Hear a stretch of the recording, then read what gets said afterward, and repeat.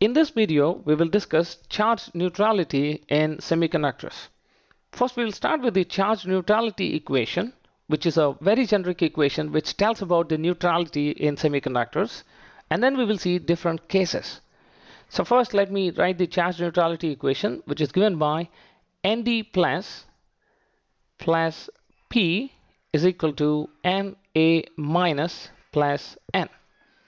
And this left side represents the total positive charge in semiconductor, and the right side one represents the total negative charge in the semiconductor, which means the total positive is equal to total negative, which means the semiconductor is charge neutral because the net charge is basically zero. But now what are these values, by the way?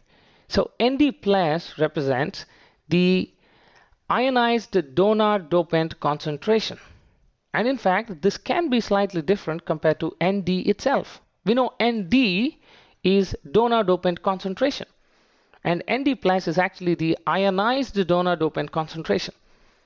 And similarly, the Na minus is the ionized acceptor impurity concentration, which is slightly different than Na, and sometimes it can be equal. And in fact, most of the times it is equal.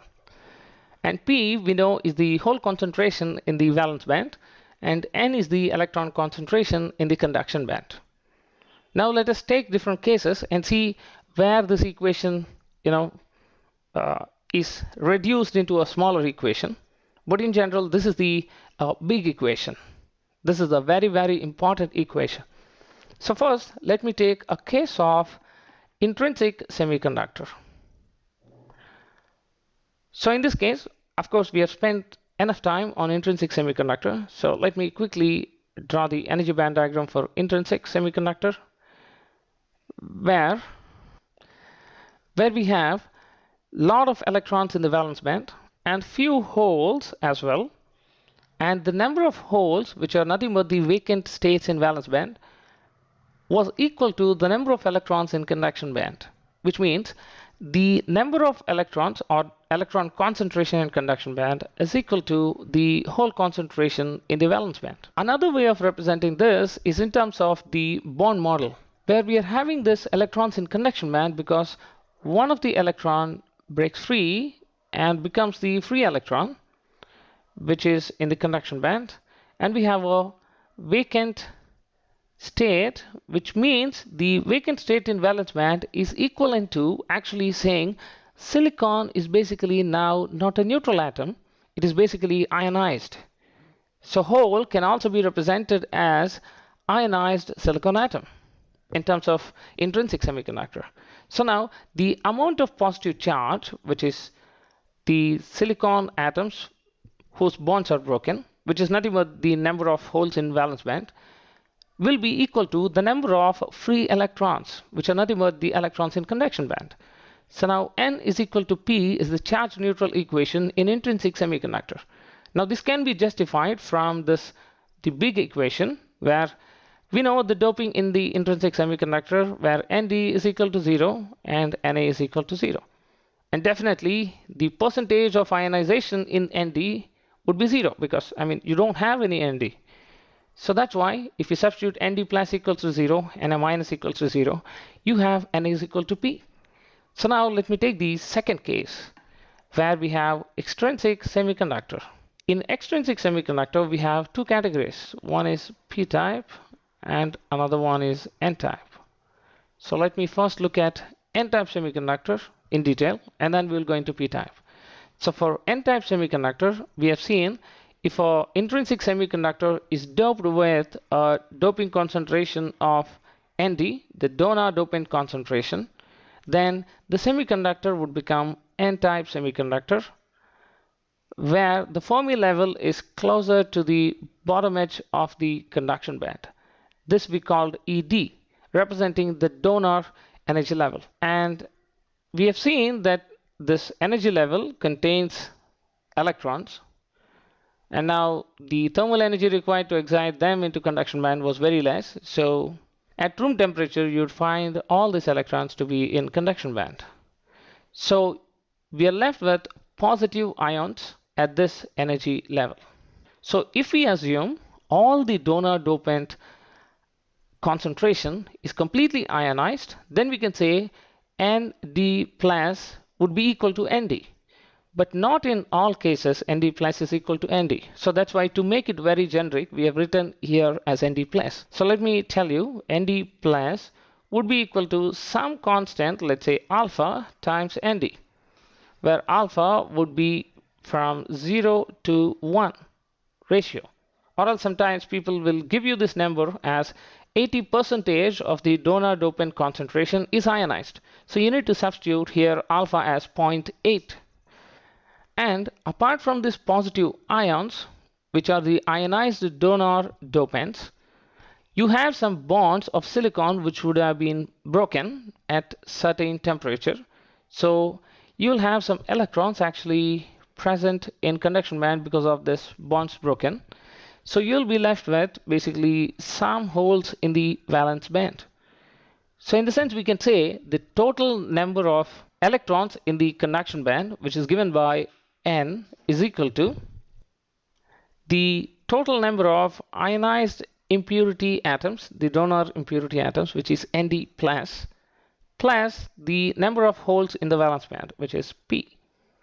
So we have total amount of negative charge is equal to total amount of positive charge we have. So this is again the charge neutral equation. Now we can get this equation from basically this big equation, where in N-type semiconductor, let's say we don't have acceptor impurity dopants. So we can take Na to be 0, then we get this expression pretty much directly. So now let us see for P-type semiconductor here. So for P-type semiconductor, we have the energy band gap, or the energy band diagram represented like this. This is EC, EV, and we know that because of the acceptor impurity doping, we get an energy level called acceptor energy level EA. And this energy level is pretty much empty, ready to accept electrons from valence band. So we have seen at decent temperatures that electrons would go to this level to fill them. And if the temperature is not enough, not all of them will be actually filled, which means the ionized acceptor impurities, which we will call Na minus, because once this acceptor impurities accept these electrons, they become negative ions. So Na minus might not be equal to Na itself, because it can be partial. So I'm going to write this as Na minus is equal to alpha times Na. In sometimes, exactly what we have said before, you will be given that only 70% or 80% of the acceptor impurities are ionized. Then you need to take alpha accordingly as 0.7 and 0.8. In general, alpha will be in between 0 to 1. Now once these electrons are filling this energy levels, this basically becomes the negative ions. So that's why we have written Na minus. And because electrons are filling this, we'll be left with some empty states in the valence band. And of course, there is another thing that we need to take into account, that due to thermal excitation, you might actually have some bonds of silicon broken, and some electrons would actually find themselves in the conduction band, and they will expose some empty states, which are called the holes in the valence band.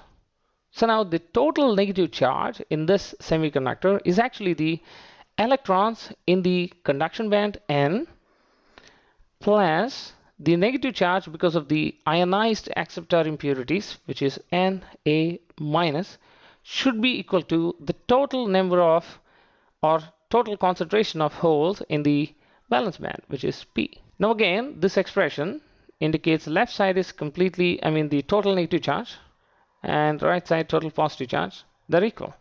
And we can get this from this expression by taking Nd is equal to 0 for P-type semiconductor. Then we'll have P is equal to Na minus plus N. So we have covered the 1, 2. Under 2 we have 2 subcategories. And the last category that we need to cover is compensated doping. We haven't probably discussed this topic so far. So let me tell you. We always have taken intrinsic semiconductor and doped it with donor dopant atoms to get N-type semiconductor, or doped it with acceptor impurities to get P-type material. But in practice, sometimes we actually dope the material with two kinds of dopings. So in the sense, you already get an n-type material, you want actually a p-type material. So dope it with a very high concentration of p so that some of the n-type is compensated and there is extra p-type. So basically it becomes a net p-type material. So in that sense, what happens is, now you'll have both the cases together. So let me make some space for this case. So let me take the energy band diagram for this, where we have both the type of dopings present. So we have acceptor energy level and we have a donor energy level. Say at less temperature, I mean at 0 Kelvin, you have this electrons ready to be donated to the conduction band, and you have this acceptor energy level ready to accept the electrons to this energy level.